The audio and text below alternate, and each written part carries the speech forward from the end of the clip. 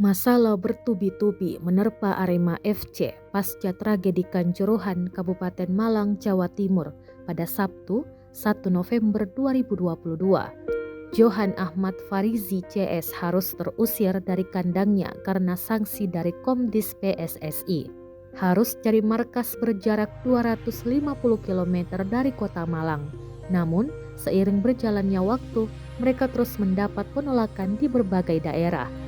Akibatnya dua pertandingan harus ditunda, pekan ke-18 lawan Borneo Samarinda FC dan pekan ke-21 lawan Bali United.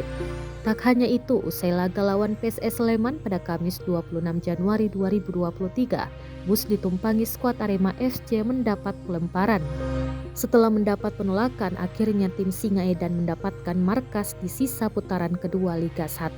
Arema FC bermarkas di Stadion PT IKA Jakarta Selatan. Klub perdana dijamu yakni PSM Makassar. Keduanya saling berhadapan pada Sabtu 4 Februari 2023 pukul 16.30 waktu Indonesia Tengah.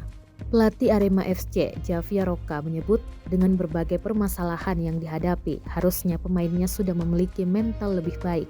Apalagi sudah ada kepastian markas akan digunakan.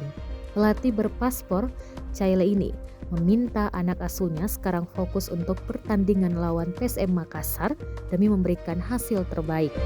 Sementara pemain Arema FC, Ricky Dwi, berusaha bangkit setelah 4 pertandingan harus menelan kekalahan. Lawan Laskar Pinisi, 3 poin penuh ingin diberikan kepada supporter Arema FC.